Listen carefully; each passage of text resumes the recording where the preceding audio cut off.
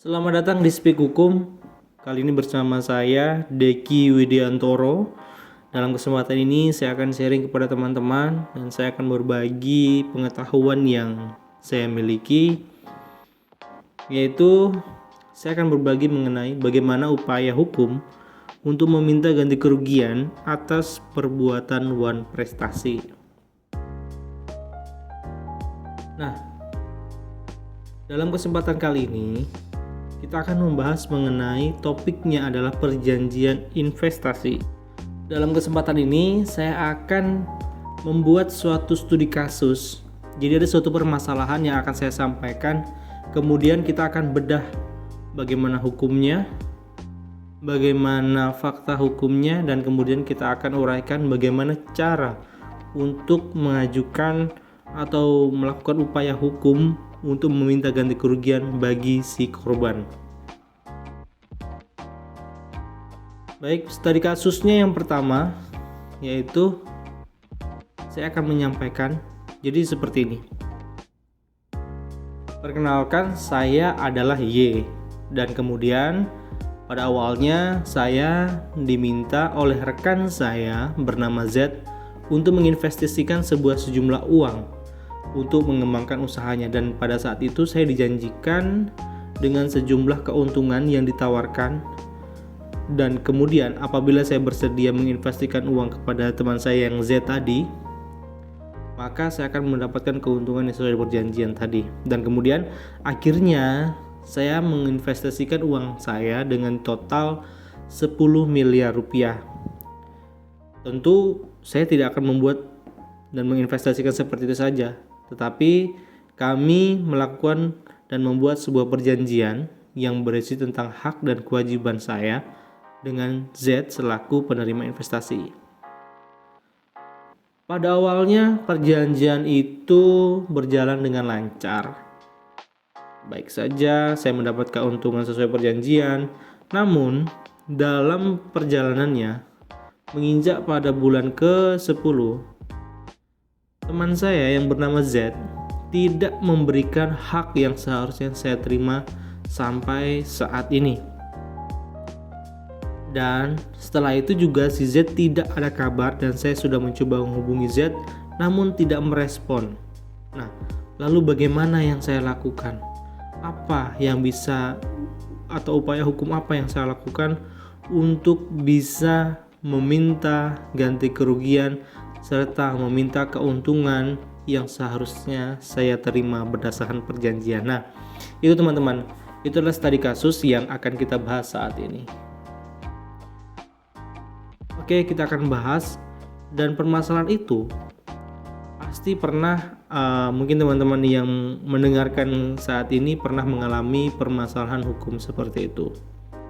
Karena di zaman ekonomi yang perkembangan yang sangat pesat ini, investasi menjadi sebuah instrumen yang sudah dikenal dan dekat oleh masyarakat untuk mendapatkan penghasilan tentunya.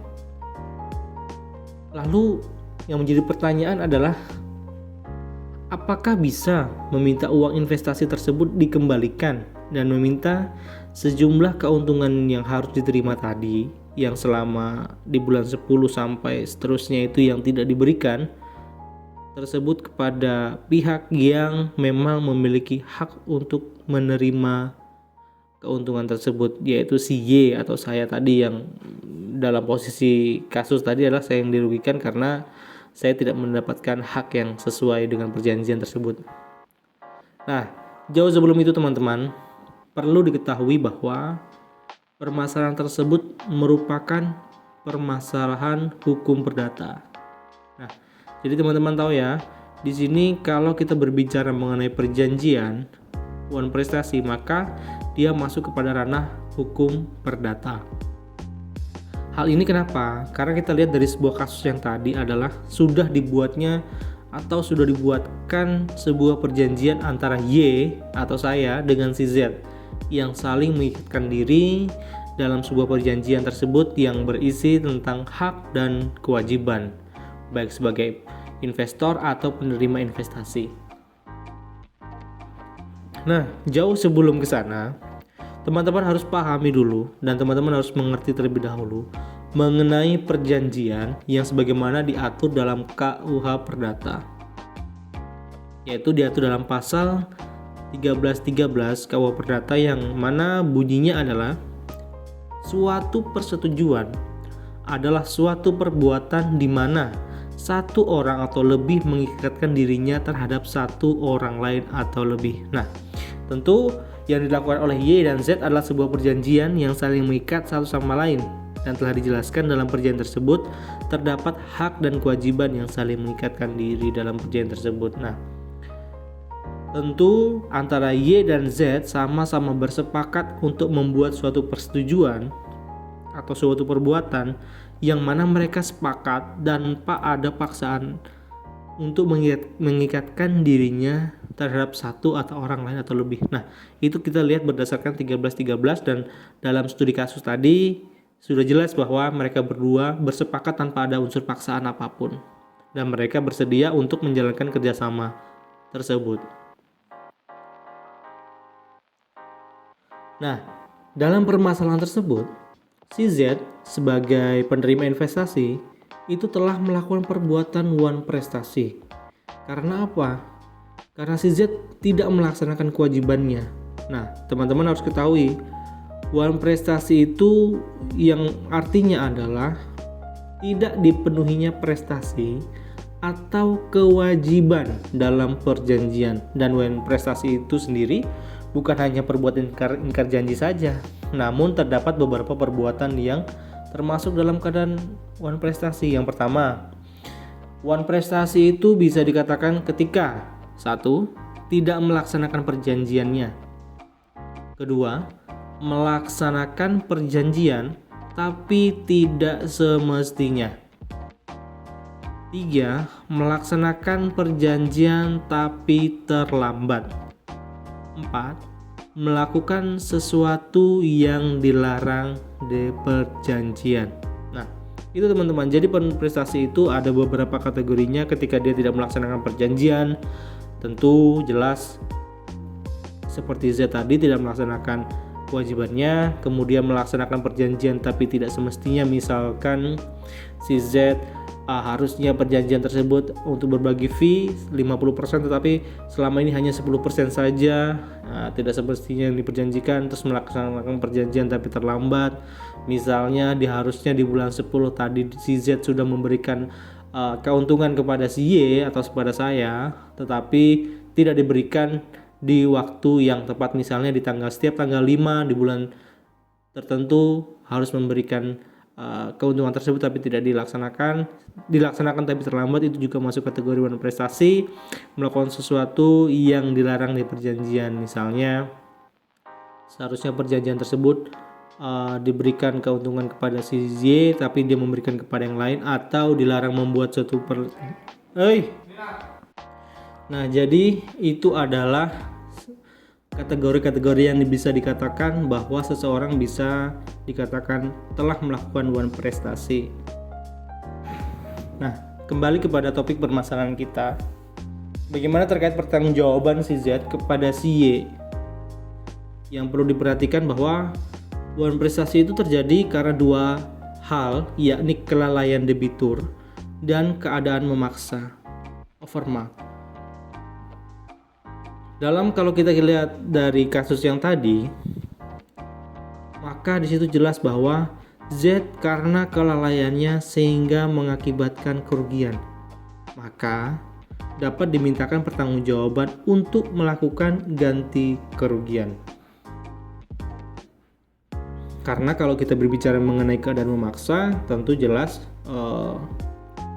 ada suatu keadaan di mana tidak bisa diminta pertanggungjawaban karena satu, seperti halnya adalah bencana alam, di mana itu di luar daripada kendali seseorang dan di luar daripada prediksi, yang mana tentu itu sulit untuk diantisipasi. Maka apabila keadaan memaksa, itu adalah satu alasan pemaaf untuk seseorang tidak melakukan kewajibannya. Maka ketika ada suatu fakta bahwa adanya keadaan memaksa tersebut, misalnya seperti keadaan alam itu banjir, tsunami, gempa bumi dan sebagainya, maka seseorang tersebut bisa berikan alasan pemaaf untuk tidak melaksanakan ganti kerugian dan prestasi karena ada alasan memaksa. Tetapi berbeda dengan konsep di kasus yang tadi, ketika si Z tidak melaksanakan tetapi usahanya tetap berjalan dan tidak ada itikat baik si Z karena sudah dihubungi seperti apa, tetapi si Z juga tidak memberikan respon dengan baik. Nah, maka tindakan atau sikap wan prestasi yang terjadi yang dilakukan oleh Z itu diatur dalam 1365 KUH Perdata, di mana setiap perbuatan melanggar hukum yang membawa kerugian kepada orang lain mewajibkan orang yang membuat kerugian untuk mengganti kerugian tersebut. Maka teman-teman, si Z dikatakan telah membawa kerugian kepada si Y, maka si Z harus mengganti kerugian tersebut. Nah, yang harus dilakukan Y untuk bisa meminta pertanggungjawaban si Z tersebut, yang pertama yaitu menghubungi Z untuk meminta ganti kerugian dengan cara kekeluargaan terlebih dahulu, sesuai dengan cara yang disepakati dalam perjanjian sebelumnya. Nah, jadi teman-teman, kalau di dalam sebuah perjanjian tentu itu ada poin untuk ketika ada suatu permasalahan, maka para pihak bersepakat untuk menyelesaikan secara kekeluargaan terlebih dahulu. Pasti itu selalu ada. Tetapi tidak tahu ya, dalam perjanjian-perjanjian yang lain itu tergantung kesepakatan para pihak. Tetapi pada umumnya mereka akan memilih jalur untuk musyawarah untuk mufakat. Jadi ketika ada permasalahan mereka akan bermusyawarah terlebih dahulu. Tetapi ketika musyawarah itu tidak mencapaikan titik temu, maka akan dilakukan di sebuah pilihan suatu pengadilan mana yang mereka sepakati untuk menyelesaikan secara hukum. Nah, ketika sudah melakukan upaya menghubungi Z, mungkin melalui telepon atau melalui utusan salah satu pihak, kemudian mungkin bisa melakukan somasi, mungkin untuk bisa memberikan peringatan terlebih dahulu kepada si Z. Tetapi ketika Z tidak memiliki jawaban atau tidak memberi respon dan si Z tidak menunjukkan upaya itikat baik untuk bertanggung jawab atas perbuatannya, maka hal itu dapat dilakukan upaya yang terakhir, yaitu si Y atau saya bisa mengajukan gugatan kepada Z di pengadilan sesuai dengan domisili para pihak atau berdasarkan tempat atau pengadilan yang sudah diperjanjikan dalam perjanjian sebelumnya. Nah, jadi teman-teman, ketika memang menghadapi proses tersebut, mengatasi permasalahan tersebut, teman-teman bisa meminta bantuan kepada pihak ketiga, jasa hukum misalnya, lawyer. Jadi teman-teman bisa datang ke law firm-nya, kantornya, menyelesaikan permasalahannya dengan meminta bantuan pihak ketiga. Kalau seandainya teman-teman tidak memiliki basic atau teman-teman tidak memiliki kemampuan untuk mengajukan gugatan di pengadilan. Nah, nanti ketika teman-teman seperti itu, maka teman-teman akan diarahkan kepada pengacara teman-teman, advokat teman-teman, bagaimana strategi-strategi yang dilakukan untuk upaya-upaya hukum yang dilakukan untuk meminta ganti kerugian atas prestasi tersebut.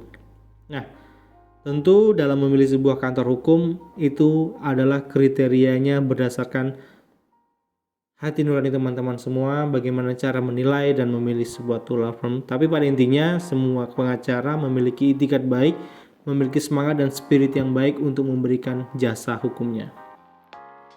Jadi itu teman-teman, bagaimana cara untuk melakukan upaya hukum dan upaya tindakan-tindakan yang harus dilakukan. Yang pertama yaitu teman-teman bisa menghubungi, melakukan permasalahan tersebut, menyelesaikan permasalahan tersebut kekeluargaan. Tetapi kalau tidak bisa, teman-teman harus melakukan upaya terakhir yaitu mengajukan gugatan di pengadilan. Mungkin itu yang bisa saya sampaikan teman-teman dalam kesempatan kali ini, dan harapannya dalam video-video selanjutnya saya akan bisa memberikan masukan, memberikan sharing yang bisa bermanfaat, dan tentunya harapan yang terbesar adalah kita saling berbagi dan hukum di Indonesia semakin berdepan, semakin baik. Saya Deki Widiantoro, sekian dan terima kasih.